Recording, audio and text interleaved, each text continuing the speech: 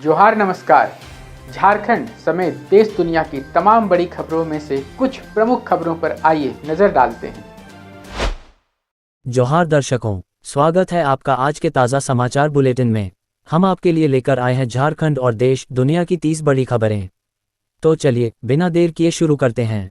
सबसे पहले बात झारखंड की।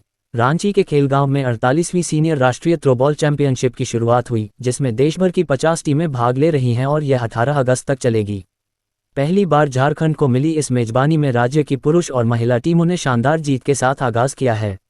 झारखंड की 7 बेटियां गुमला से 5, रांची और हजारीबाग से 1-1 का चयन भूटान में होने वाली सैफ अंडर-17 बालिका फुटबॉल प्रतियोगिता के लिए हुआ है।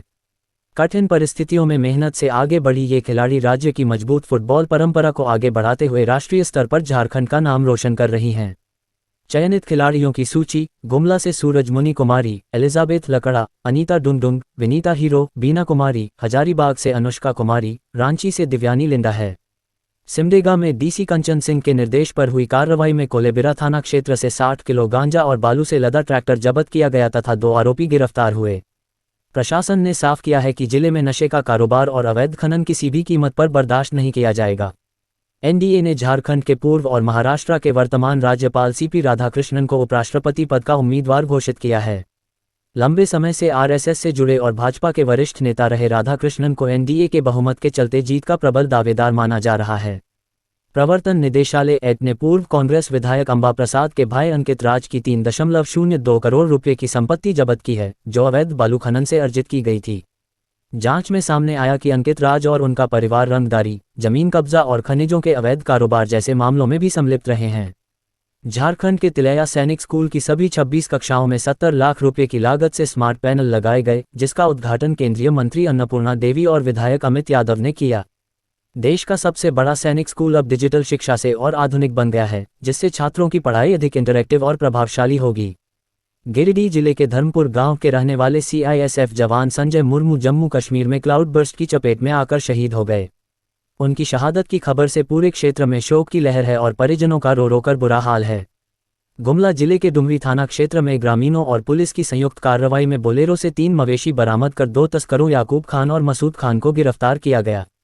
वाहन और मवेशियों को जब्त कर लिया गया है तथा गिरोह के अन्य सदस्यों की तलाश जारी है। झारखंड के मुख्यमंत्री हेमंत सोरेन ने अपने पिता दिशोम गुरु शिबू सोरेन की अस्थियों का रजरप्पा में संथाली रीति रिवाजों से विसर्जन किया, जिसमें परिवार के सदस्य भी शामिल रहे। इससे पहले नेमरा गांव में संस्कार भोज में लाखों लोगों ने गुरुजी को श्रद्धांजलि अर्पित की थी। चतरा जिले के इटखोरी थाना क्षेत्र में भुरकुंडा जंगल के पास बाइक हादसे में 28 वर्षीय संजय यादव की मौके पर ही मौत हो गई। उनकी असमय मौत से परिवार पर दुखों का पहाड़ टूट पड़ा है और परिजनों का रो रो कर बुरा हाल है। शराब घोटाले के मामले में एंटी करप्शन ब्यूरो एसीबी सोमवार को चार्जशीट दाखिल कर सकती है। सूत्रों के अनुसार चार्जशीट दाखिल करने की 90 दिनों की समय सीमा कल पूरी हो रही है, इसलिए एसीबी इसे हर हाल में कोर्ट में पेश करने की तैयारी में है। इस मामले में मुख्य आरोपी आईएएस अधिकारी विनय चौबे हैं। उनके अलावा करीब 1 दर्जन अन्य लोगों के खिलाफ भी कार्रवाई की जाएगी। अब तक इस घोटाले में कुल 20 में से 10 आरोपियों को गिरफ्तार किया जा चुका है। गिरफ्तार किए गए आरोपियों में आईएएस विनय चौबे के साथ साथ गजेंद्र सिंह, अमित प्रकाश और सुधीर जैसे नाम शामिल हैं। बाकी आरोपियों की तलाश और जांच जारी है। एसीबी इस मामले को गंभीरता से ले रही है और सबूतों के आधार पर सभी पहलुओं की जांच की जा रही है। चार्जशीट में गिरफ्तार आरोपियों के बयान, दस्तावेजी सबूत और पैसों के लेन देन से जुड़े अहम तथ्य शामिल किए जाएंगे। रांची के कावेरी रेस्टोरेंट में देर रात खाने को लेकर विवाद इतना बढ़ गया कि रेस्टोरेंट कर्मियों ने ग्राहकों को बेल्ट और बेसबॉल बैट से पीट दिया और पुलिस से भी उलझ गए। पुलिस ने हस्तक्षेप कर तीनों ग्राहकों को अस्पताल भेजा और मेडिकल जांच कराई। झारखंड में मॉनसून दोबारा सक्रिय हो गया है और 17 अगस्त को पूरे राज्य के लिए येलो अलर्ट जारी किया गया है, जिसमें गरज, तेज हवाओं, बारिश और वज्रपात की संभावना जताई गई है। बंगाल की खाड़ी में बनने वाले नए लो प्रेशर सिस्टम के कारण अगले कुछ दिनों में तापमान 2-3 डिग्री तक गिर सकता है। झारखंड के पूर्व मुख्यमंत्री अर्जुन मुंडा भाजपा टीम के साथ गोड्डा पहुंचे और सूर्या हांसदा एनकाउंटर मामले की सीबीआई जांच तथा दोबारा पोस्टमार्टम की मांग की। उन्होंने आरोप लगाया कि पुलिस ने बिना वारंट गिरफ्तार कर फर्जी मामलों में फंसाकर एनकाउंटर किया, जबकि सूर्या हांसदा गरीब आदिवासी बच्चों को पढ़ाने वाला सामाजिक कार्यकर्ता था। रांची में साइबर ठगों ने टिकट रिफंड के नाम पर युवक से बैंक डिटेल्स लेकर उसके खाते से 95,000 रुपये निकाल लिए। पीड़ित की शिकायत पर साइबर थाना पुलिस ने मामला दर्ज कर जांच शुरू कर दी है। रांची के चुटिया थाना प्रभारी इंस्पेक्टर लक्ष्मीकांत को महिला से दुर्व्यवहार के आरोप में डीआईजी सह एसएसपी चंदन कुमार सिन्हा ने सस्पेंड कर विभागीय जांच का आदेश दिया है। जांच रिपोर्ट में थाना प्रभारी का अमर्यादित व्यवहार साबित हुआ, जिससे पुलिस की छवि धूमिल हुई। कांग्रेस की पूर्व विधायक अंबा प्रसाद ने हेमंत सरकार और पुलिस पर गंभीर आरोप लगाते हुए कहा कि अमन साहू व सूर्या हांसदा की तरह उनका भी एनकाउंटर हो सकता है, क्योंकि पुलिस कंपनियों और भाजपा के इशारे पर काम कर रही है। उन्होंने खनन कंपनी पर जमीन लूटने, धमकी देने और पुलिस द्वारा उनके समर्थकों पर दमन करने का आरोप लगाया। झारखंड के शिक्षा मंत्री रामदास सोरेन के निधन से जेएमएम और खासकर कोल्हान में बड़ा राजनीतिक शून्य पैदा हो गया है, जहां हाल ही में शिबू सोरेन के निधन से भी पार्टी को झटका लगा था। उनके निधन के बाद घाटशिला विधानसभा उपचुनाव और कोल्हान में नया नेतृत्व तैयार करना जेएमएम के लिए बड़ी चुनौती होगी।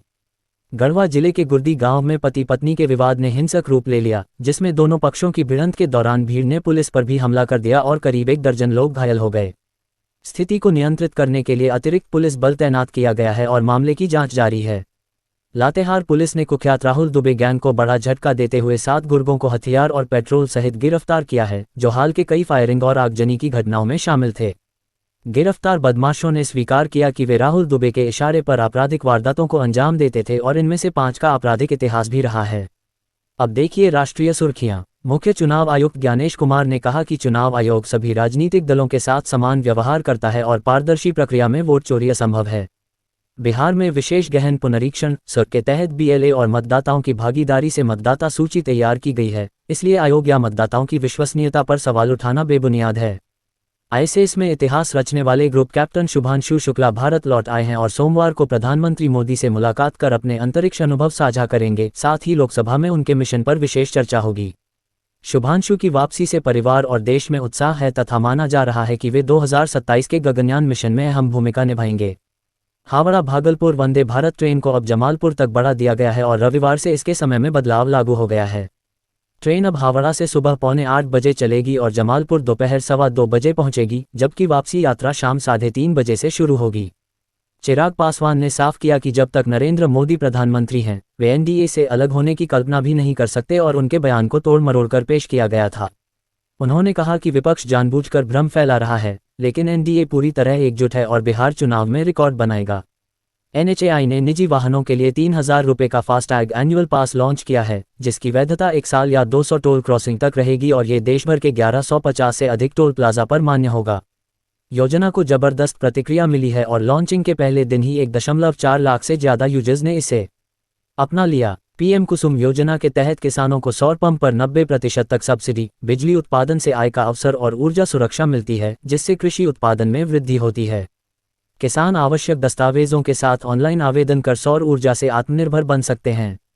कर्नाटक के बेलगावी से मुंबई जा रही स्टार एयर की फ्लाइट के इंजन में उड़ान भरते ही तकनीकी खराबी आ गई, लेकिन पायलट की सूझबूझ से विमान की सुरक्षित इमरजेंसी लैंडिंग कराई गई और 48 यात्रियों की जान बच गई। एयरलाइन ने प्रभावित यात्रियों के लिए दोपहर 2:30 बजे तक वैकल्पिक विमान की व्यवस्था की। ये थीं आज की 30 बड़ी खबरें। अगर आप ऐसे ही अपडेट्स पाना चाहते हैं तो हमारे YouTube चैनल को सब्सक्राइब करें, Facebook पेज को लाइक करें और इस वीडियो को शेयर जरूर करें। फिर मिलेंगे अगले बुलेटिन में, तब तक के लिए जोहार और नमस्ते। तो कैसी लगी आपको हमारी ये खबर, ये हमें कमेंट बॉक्स में लिखकर ज़रूर से बताएं और ऐसे ही नवीनतम ताज़ा अपडेट्स, खास खबरों से रूबरू बने रहने के लिए बने रहें हमारे संग। कैमरा के पीछे से मेरा सहयोग कर रहे अजय महतो, आनंद चौहान, मैं यजत पिंटू रांची।